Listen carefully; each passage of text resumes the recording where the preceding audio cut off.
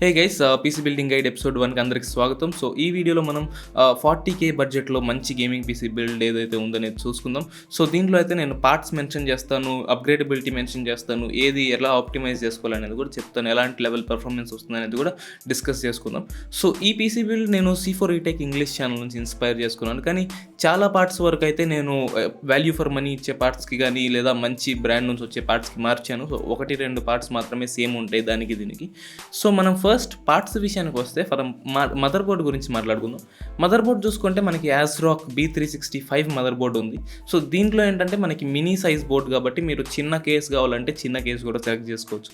ఆ తర్వాత ప్రాసెసర్ విషయానికి వస్తే మనకి Intel i3 Core i3 9th gen processor అయితే ఉంది. తర్వాత ర్యామ్ స్టోరేజ్ అయితే మనకి 8GB DDR4 RAM 3000 MHz RAM select చేశాను. తర్వాత SSD వచ్చేసి మనకి 240GB SSD అయితే వెస్టర్న్ డిజిటల్ గ్రీన్ SSD ఉంది. తర్వాత వీటన్నిటిని పవర్ చేస్తూ మనకి మళ్ళీ కోర్సేర్ 450 వాట్ పవర్ సప్లై ఇచ్చాను. 450 వాట్స్ అయితే సరిపోతుంది ఈ పీసీ బిల్డ్కి. ఆ తర్వాత మెయిన్గా గ్రాఫిక్స్ కార్డ్ చూసుకుంటే మనకి NVIDIA GTX 1650 గ్రాఫిక్స్ అయితే ఉంది. సో ఇవన్నిటి మనకి కలుపుకొని మనకి ప్రైస్ చూసుకుంటే 33,000 కొంచెం చేంజ్ ఎక్స్ట్రా ప్రైస్ అవుతుంది. సో మీకు ఇంకా 7,000 మీరు చూసుకున్నట్లయితే అప్గ్రేడబిలిటీకి కానీ లేదా మంచి కేస్ కొనుక్కోవాలన్నా మనకి ఆ బడ్జెట్ అయితే ఉంచాను. సో కేస్ అనేది నేను ఎందుకైతే సజెస్ట్ చేయట్లేదంటే ఎందుకంటే చాలా మందికి టేస్ట్ వేరు ఉంటుంది, నేను సెలెక్ట్ చేసింది నచ్చపోవచ్చు. సో అందుకని మీ చాయిస్కి వదిలేసాను కేసు వరకు. సో మిగతావన్నీ అయితే నేను ఇవి ఆప్టిమమ్ పార్ట్స్ అని చెప్తున్నాను. సో ఇన్ డీటెయిల్ అయితే వెళ్దాం. మనం మదర్ బోర్డ్ చూసుకున్నట్లయితే ఇది ఒక ASRock మదర్ బోర్డ్ అనమాట. సో దీంట్లో ఏంటంటే నేను చీపెస్ట్ అండ్ బెస్ట్ వెళ్ళాను. దీంట్లో మనకు వచ్చేసి మళ్ళీ 2 ర్యామ్ స్లాట్స్కి సపోర్ట్ ఉంది, అదొక్కటే దీనిలో ప్రాబ్లం అనమాట.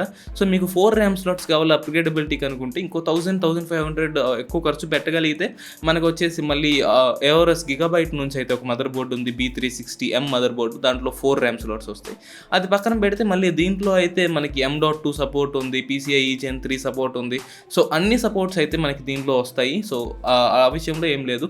గేమింగ్ డెడికేటెడ్ మదర్ బోర్డ్స్కి దీనికి పెద్ద తేడా అయితే ఏం కనపడలేదు నాకు. సో ఇది మనకి చీపెస్ట్ అనమాట. కావాలనుకుంటే మళ్ళీ B360Mకి కూడా వెళ్ళొచ్చు. ప్రాసెసర్ చూసుకుంటే మనకి Core i3 9th gen processor. So నాకు తెలుసు అంత పెద్ద పవర్ఫుల్ ప్రాసెసర్ ఏం కాదు, కానీ మనం 40,000 బడ్జెట్తో డీల్ చేస్తున్నప్పుడు మనకి ఇలాంటి పర్ఫార్మెన్స్ ఎక్స్పెక్ట్ చేయొచ్చు. సో మ్యాక్సిమం అయితే ఇది గేమింగ్ ఫోకస్డ్ పీసీ అని చెప్పొచ్చు. దీంతో మనం లైట్ ఫోటో ఎడిటింగ్ కూడా చేసుకోవచ్చు. మీ డే టు డే టాస్క్స్ ఏముండదు, ప్రాబ్లం ఏముండదు, కానీ హెవీ వీడియో ఎడిటింగ్ స్టఫ్ అనేసరికి మళ్ళీ i5 రిక్వైర్మెంట్ వస్తుంది. మళ్ళీ AMD ఎందుకు సెలెక్ట్ చేసుకోలేదంటే AMDలో మనకి డీసెంట్ పర్ఫార్మెన్స్ అంటే మనకి Ryzen 5 అనమాట. Ryzen 5 అంటే మనకి పీసీ బిల్డ్ కాస్ట్ వచ్చేసి 50,000 నుంచి 60,000 దాకా వెళ్తుంది. So next videos 50,000 to 60,000 PC build చేసినప్పుడు అయితే నేను రైజెన్కి ఇంటెల్కి కంపేర్ చేసుకుని ఏది బెస్ట్ పర్ఫార్మెన్స్ ఇస్తుందని దాన్ని బట్టి దానిలో సెలెక్ట్ చేస్తానమాట. సో తర్వాత ర్యామ్ అయితే నేను 8GB RAM DDR4 3000 MHz RAM అయితే యూజ్ చేశాను కోర్సేర్ నుంచి. సో ఎందుకనంటే మళ్ళీ మనకి ఈ మదర్ బోర్డ్లో 2 ర్యామ్ స్లాట్స్ ఉన్నాయి కదా, మనం 4+4 తీసుకున్నట్లయితే ఆల్రెడీ 2 ర్యామ్ స్లాట్స్ ఫుల్ అయిపోతాయి. ఫ్యూచర్ అప్గ్రేడబిలిటీకి చాలా ప్రాబ్లం అవుతుంది. ప్లస్ అది కాకుండా మనకి 40Kలో పీసీ బిల్డ్ కాబట్టి ప్రతి ₹1,000 డిఫరెన్స్ కూడా చాలా డిఫరెన్స్ వస్తుంది. సో మనకి 4+4GB ర్యామ్ చాలా 2,000 నుంచి 2,500 దాకా డిఫరెన్స్ ఉంది ఒక 8GB స్టిక్తో కంపేర్ చేసుకుంటే. సో ఈ 2 కారణాల వల్ల నేను ఫస్ట్ 8GB ర్యామ్ తీసుకున్నాను. సో నెక్స్ట్ మీరు మళ్ళీ ఇంకో 8GB స్టిక్ తీసుకుంటే మళ్ళీ డ్యూయల్ ఛానల్ మెమరీ వస్తుంది. ప్లస్ ప్రాసెసర్ అప్గ్రేడ్ చేసుకున్నప్పుడు 3000 MHzకి రన్ చేసుకోవచ్చు. ప్రస్తుతానికైతే ఈ Core i3 కాబట్టి మనకి ఓన్లీ 2400 MHz సపోర్ట్ అయితే ఉంటుంది, కానీ ఫ్యూచర్ ప్రూఫింగ్గా నేను 3000 MHz ర్యామ్ తీసుకున్నాను. పెద్ద ప్రైస్ డిఫరెన్స్ కూడా ఏం లేదు. సో స్టోరేజ్ విషయానికి వస్తే వెస్టర్న్ డిజిటల్ నుంచి గ్రీన్ SD కార్డ్ ఉంది. సో ఈ వెస్టర్న్ డిజిటల్ గ్రీన్ చాలా ఫ్రెండ్స్కి రికమెండ్ చేశాను, ల్యాప్టాప్స్లో ఇన్స్టాల్ చేశాను కూడా. సో దీని నుంచి పర్ఫార్మెన్స్ చాలా మంచి పర్ఫార్మెన్స్ వస్తుంది. ప్లస్ బడ్జెట్లో one of the best trusted brand ఉంది కాబట్టి నేను ఇలా సెలెక్ట్ చేశాను. సో ఈ 240GB పక్కన పెట్టుకొని మళ్ళీ మీరు ఎక్స్టర్నల్ హార్డ్ డ్రైవ్ కానీ లేదా ఇంటర్నలే హార్డ్ డ్రైవ్ కానీ ఇన్స్టాల్ చేసుకోవచ్చు. సో ఆ తర్వాత మనం పవర్ సప్లై గురించి మాట్లాడుకుంటే ఈ పీసీ బిల్డ్ మొత్తానికి 450 వాట్స్ చాలా సరిపోతుంది.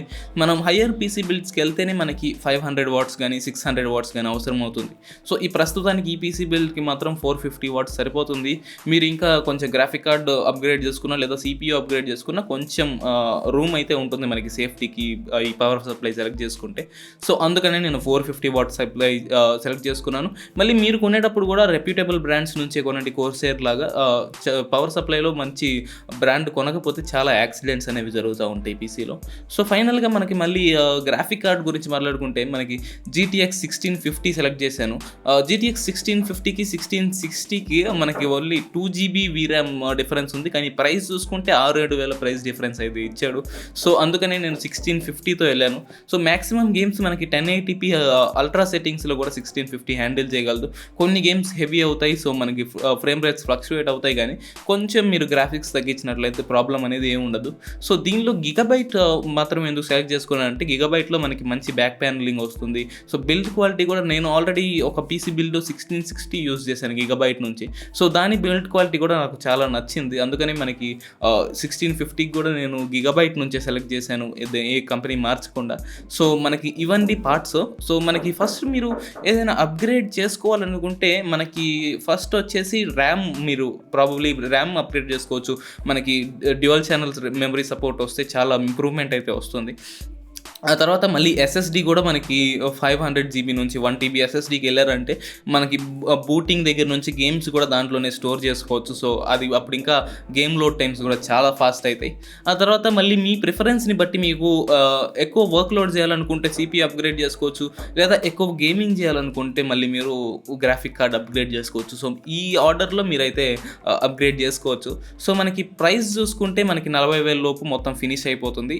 40,000లో మళ్ళీ మానిటర్, కీబోర్డ్, మౌస్ అయితే సపోర్టెడ్ ఇంక్లూడెడ్ అయితే కాదు. సో అవి సపరేట్గా మళ్ళీ కొనుక్కోవాల్సి వస్తుంది. సో ఇది మన 40K గేమింగ్ బిల్డ్ అనమాట. సో ఈ గేమింగ్ బిల్డ్తో మీకు వచ్చే బెనిఫిట్స్ ఏంటంటే మీరు daily day to day life usage చేసుకోవచ్చు, ప్రోగ్రామింగ్ అయినా కోడింగ్ అయినా చేసుకోవచ్చు, స్లైడ్ ఫోటో ఎడిటింగ్ చేసుకోవచ్చు, అన్ని రెగ్యులర్ టాస్క్స్ అన్ని చేసుకోవచ్చు. కొంచెం హెవీ వీడియో ఎడిటింగ్ లాంటివి అయితే చేయలేరు. గేమింగ్ పరంగా చూసుకుంటే మనకి అన్ని games 1080p medium to high graphics అయితే ప్లే చేసుకోవచ్చు.